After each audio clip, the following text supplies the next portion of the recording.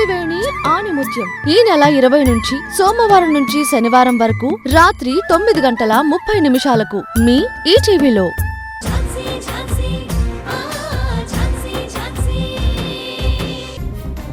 ఝాన్సీకి నేనంటే పిచ్చి ప్రేమ, నేనంటే ఎనలేని ఇష్టం.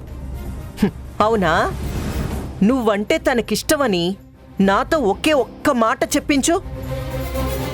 అప్పుడు నేనే నీకు ప్రియాంకతో జరగబోయే ఈ ఎంగేజ్మెంట్ని ఆపుతాను.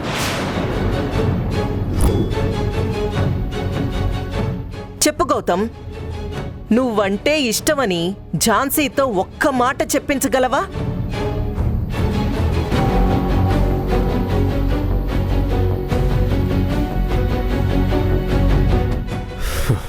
సరే అమ్మా, చెప్పిస్తాను. సరే, అది చూద్దాం.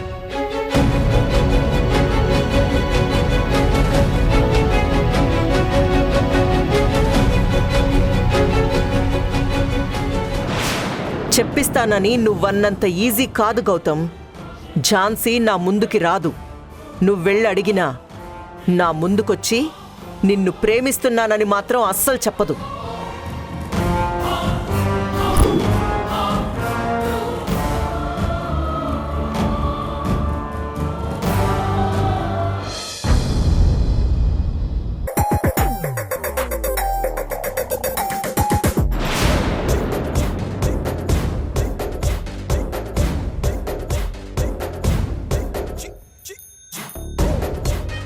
అత్తయ్య, నువ్వేంటి ఇక్కడ? నీతో మాట్లాడడానికి వచ్చాను. దేని గురించి అత్తయ్య? నిన్న నువ్వు ఫామ్ హౌస్ లో కొంతమందిని అరెస్ట్ చేసావు కదా, వాళ్ల గురించి మాట్లాడడానికి వచ్చాను. దాని గురించి అయితే ముందుగా నేను నీకు థ్యాంక్స్ చెప్పాలి అత్తయ్య. ఆ కేసులో నేను ఒక అడుగు ముందుకేసి క్రిమినల్స్ని అరెస్ట్ చేశానంటే దాని రీజన్ నువ్వే. అందుకే ఆ క్రెడిట్ నీకే ఇస్తున్నాను. వాళ్లని నువ్వు అరెస్ట్ చేసి క్రెడిట్ నాకిస్తున్నావేంటి? నేనేం చేస్తాను?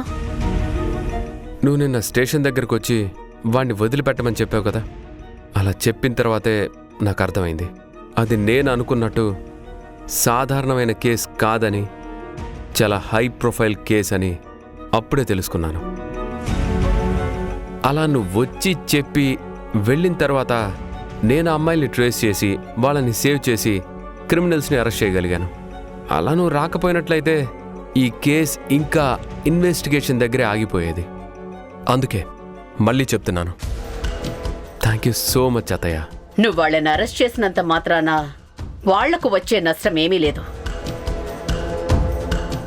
గౌతమ్, ఇదంతా కాదు, నీకు సీరియస్గా ఒక మ్యాటర్ చెప్తున్నాను.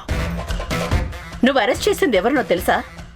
The great business magnate Ravichandra కొడుకు దుర్గేష్. వాడినేగా నేను అరెస్ట్ చేసింది. అంటే నీకు తెలిసే అరెస్ట్ చేశావా? గౌతమ్, నువ్వు అనుకుంటున్నట్టు ఆ రవిచంద్ర మామూలు వాడు కాదు. దేశంలోనే టాప్ బిజినెస్ మ్యాగ్నెట్. అలాగే అతనికి చాలా అంటే చాలా క్రిమినల్ బ్యాక్గ్రౌండ్ ఉంది. అత్తయ్య, నువ్వే అంటున్నావు కదా అతనికి క్రిమినల్ బ్యాక్గ్రౌండ్ ఉందని. అలాంటప్పుడు కొడుకు క్రిమినల్ అవ్వడంలో ఆశ్చర్యమే ఉంది. గౌతమ్, నువ్వు అతన్ని అంత ఈజీగా తీసుకోకు. వాడు నిన్ను వదిలిపెట్టడు. నేను చెప్పినట్టు విని ఈ కేసు నుంచి నువ్వు తప్పుకో. ఎఫ్ఐఆర్ కూడా ఫైల్ చేయకు.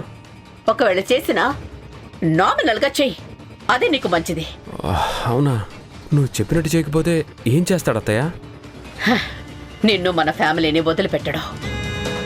ముందుగా మీ అమ్మ, మీ నాన్నని, ఆ తర్వాత తాతయ్యని, ఆఖరిగా నీకు ప్రమాదం తలపెడతాడు. అత్తయ్య, ఇదేంటి విచిత్రంగా ఆ రవిచంద్ర ఇవ్వాల్సిన వార్నింగ్ నువ్వు ఇస్తున్నావు? అసలు నీకు ఆ రవిచంద్రకి ఏంటత్తయ్య సంబంధం? గౌతమ్, నేను వార్నింగ్ ఎందుకు ఇస్తాను? రవిచంద్రకి నాకు ఎలాంటి సంబంధం లేదు.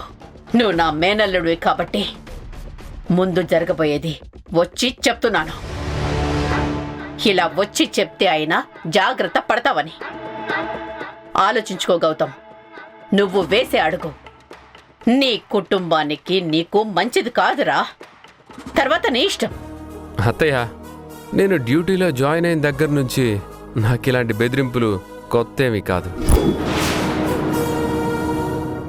నీకు నా గురించి తెలుసు కదా, క్రిమినల్స్ బెదిరింపులకి భయపడి నేను కేసు వదిలేసినట్టు నా హిస్టరీలోనే లేదు. గౌతమ్, నేను చెప్పేది గౌతమ్ విను.